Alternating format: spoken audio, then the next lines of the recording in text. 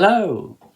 In this video we are looking at the rhythm part or the way to play the rhythm to go with the chords that we learnt in the previous videos to play our slightly different version of Back in Black by AC/DC.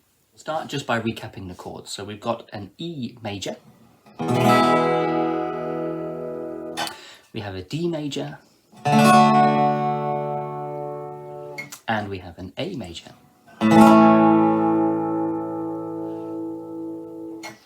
And if we start by just playing those one after the other, just to get used to changing those chord shapes. So we'll go from the E to the D and then to the A. And do that a few times.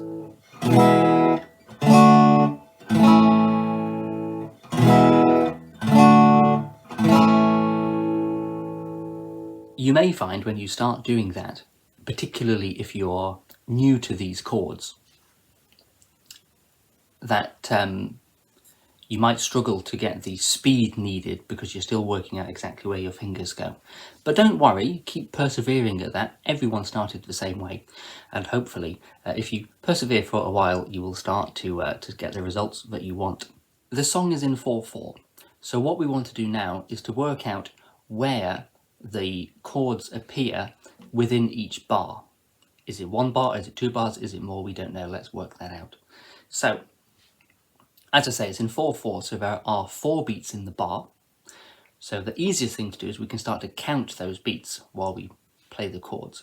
So I'm going to play our version of the song, and then I'm going to count each beat of each bar.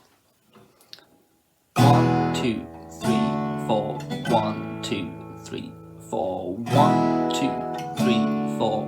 1, 2, 3, 4.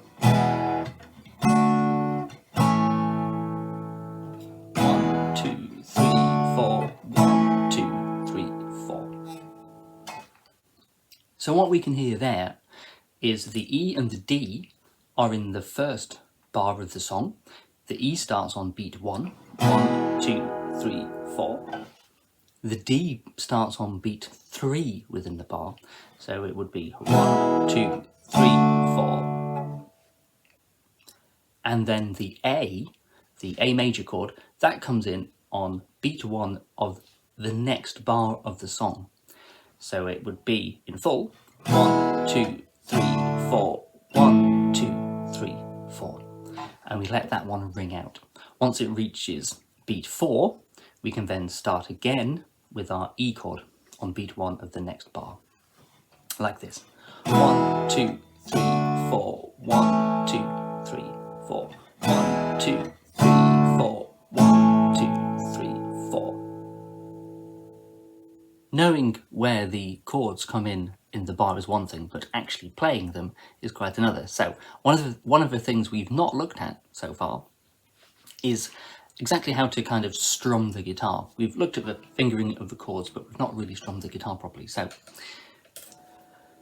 most people, but not everyone, me included, would use a plectrum, sometimes referred to as a pick, to strum the guitar. It is a piece of plastic like this, or like this, or in all sorts of different varieties, shapes and sizes. They are pieces of plastic which go from this one, which is quite a hard one and doesn't really bend, through to this one, which is quite flexible. As you can see, that bends quite easily. There's all sorts of different shapes and sizes, as I say, and different styles. They're generally around this shape, but there are variants of it. And it's a personal preference thing if you want to use them at all. I don't, I have slightly longer fingernails, but many people use plectrums, and it's just personal preference as to if you want a harder feel or a softer feel or anywhere in the middle. If you do play with one though, you need to hold it within your thumb and forefinger, like that. Or middle finger actually, depending on how you want to do it. And then strum down your chord like this.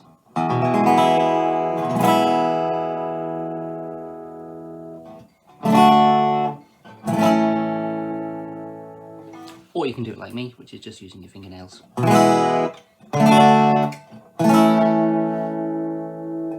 but you do need longer fingernails than normal to do that. Anyway,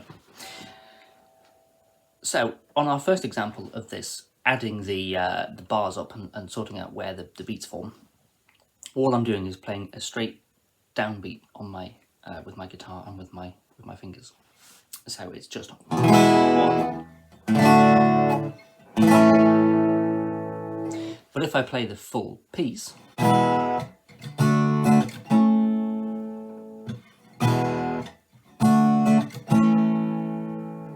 we can hear that on the D chord, I am actually strumming up the guitar as well.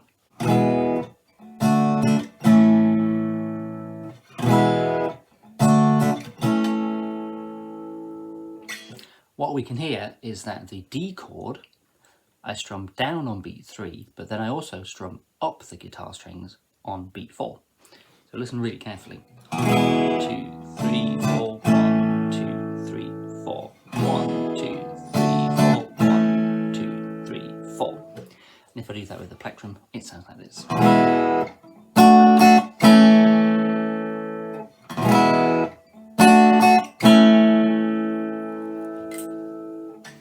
And it's important that when you strum up, that you stop at the lowest note in the chord. So if I were to play the D chord and strum all the way up to the lowest E string and the A string, then I'm not really playing a D chord. And as you can hear, it doesn't sound very good. And it should sound like this.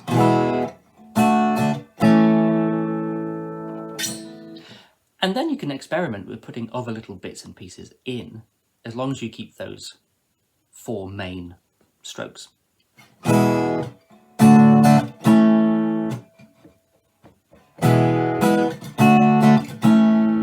now I'm just adding some more beats, and some of the beats landing on 1 and 2 and 3 and 4, beats that are landing within the main 4 beats of the bar.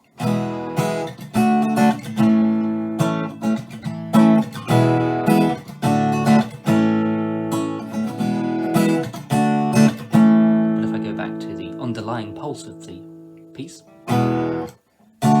it's still got that in it.